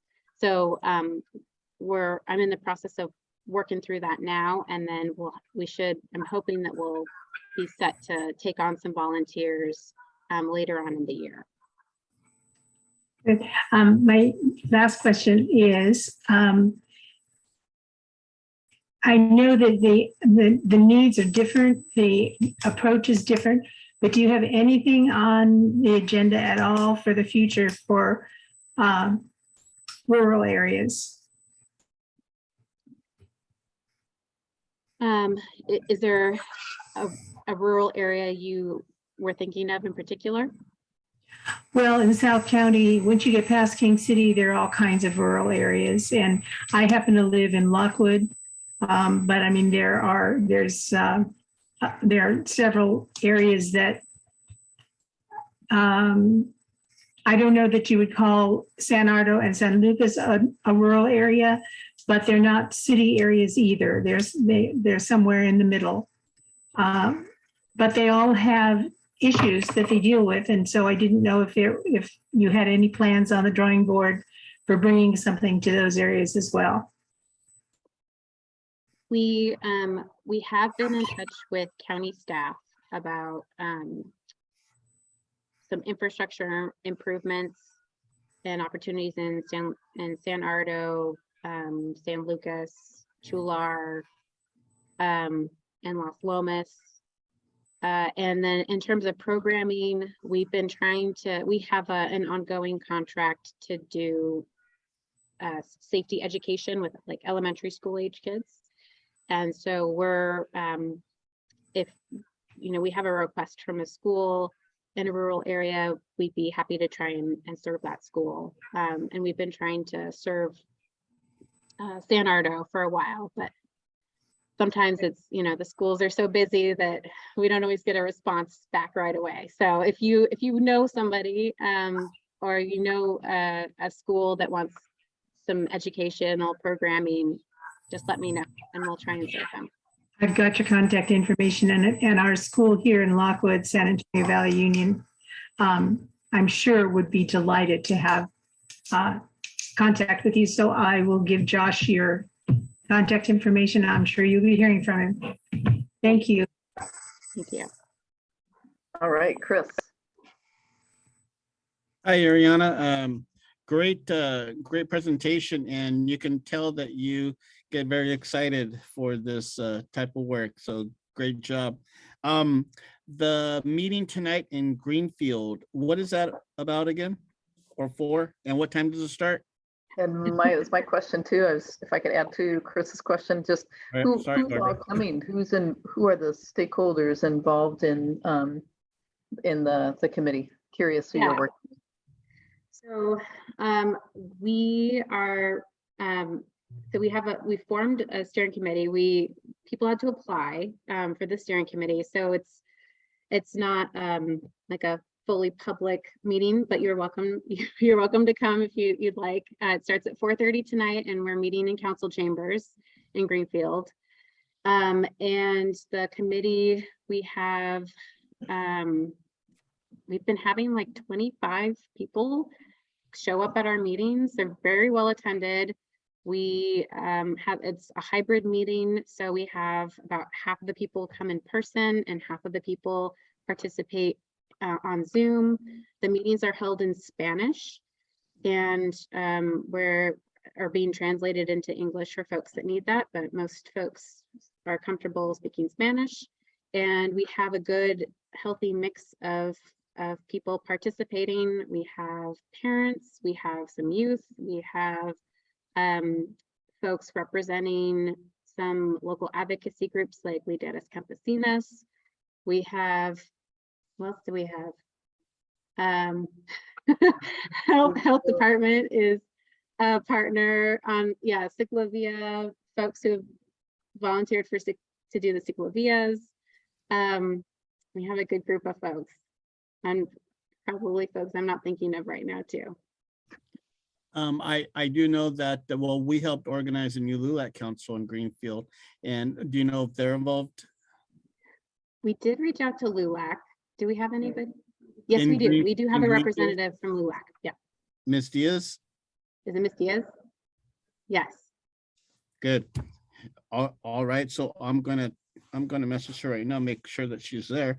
On another note, Safe Routes to Schools, does that cover high schools too, or no? It does. Yeah. Most of our programming so far is focused on the younger kids, but we are looking to engage with the high school students more in the future.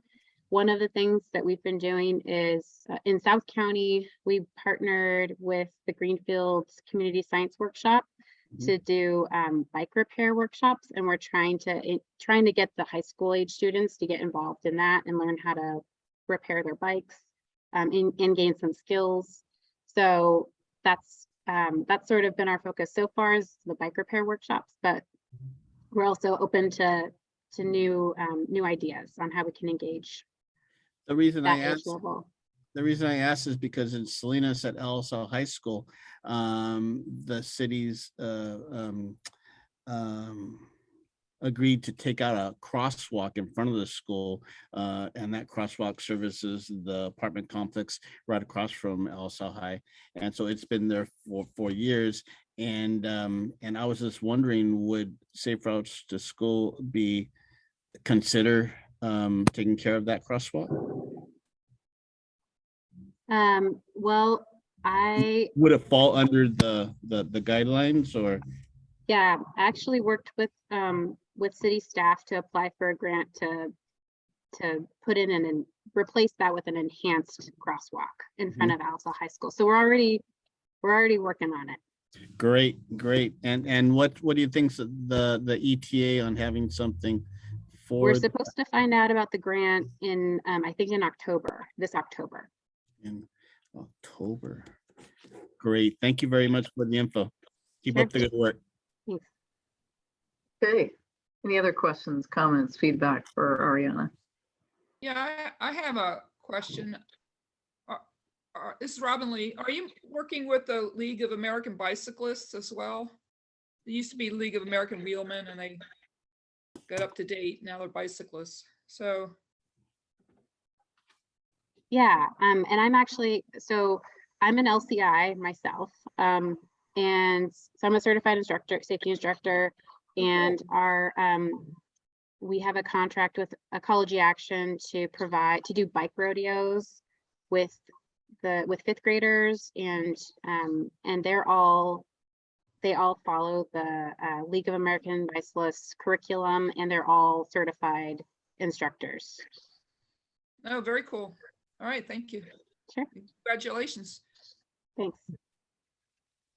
Okay, everyone. Anything else for Ariana? Going once or twice? Thank you, Ariana. Keep up the amazing work. Look forward to hearing about more progress as you go. And I'm just projecting forward another 5-10 years. I mean, you are really training the next generation to approach their commute in a fundamentally different way. So that's going to be exciting to see how that changes over time. So thank you. At this point, are there any other announcements or topics you want to bring up for our staff to say include in a future agenda? Janet.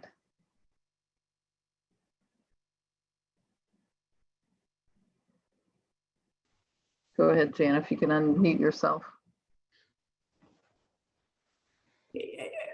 My comment relates to a compliment for TAMC staff.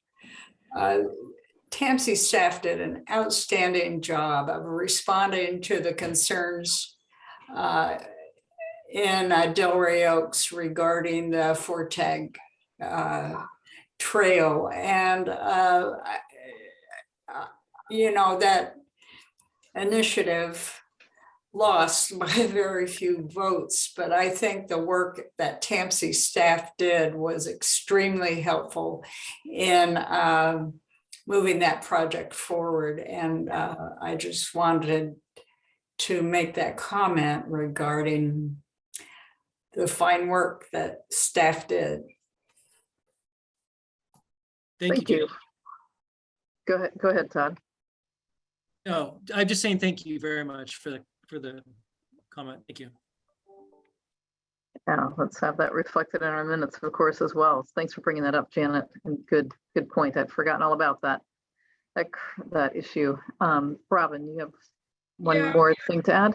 Yes, I've been noticing that some major repaving projects and some other projects don't have, they don't support bicycle lanes or pedestrian access, say the repaving of River Road, and also the bike lane on Reservation Road where they're putting the bridge across Salinas River doesn't follow with the guidelines that came out of earlier workshops for that bike lane that goes from Salinas down Davis Road, I'm sorry, not Reservation, Davis Road, and then up Reservation to connect with Fortag.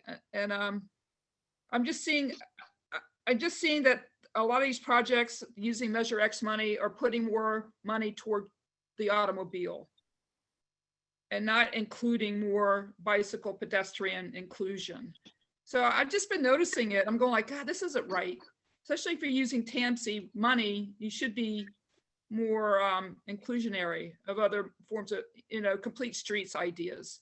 And I just don't see it happening a lot.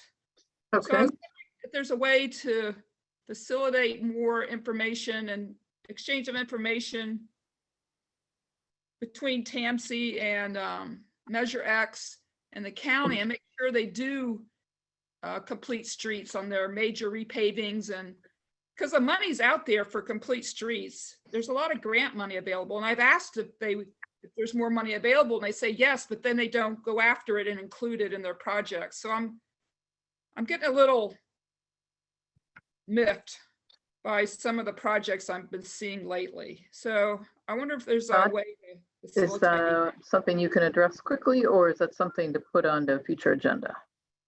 We can talk about that in a future agenda. We do talk to county staff in the jurisdictions about incorporating complete streets concepts, but we cannot compel them to do it. So it's something that we could talk about how to maybe be more effective on at a future meeting. That'd be helpful. When does it get consideration? When does it doesn't? When the barriers are? I think that would be useful. So thanks for bringing that up, Robin. All right, any other announcements? Requests of staff for future meetings? If not, I am going to call this meeting of the Measure X Oversight Committee adjourned. Thank you all for your input, your listening, your questions, your comments, your input and feedback for staff. And thank you also, TAMC staff, for all the amazing work that you're doing to implement and put these dollars to great use. Yes. Thanks, everybody. See Thank you in October. Thanks, everybody. Thank you, everyone. Bye-bye.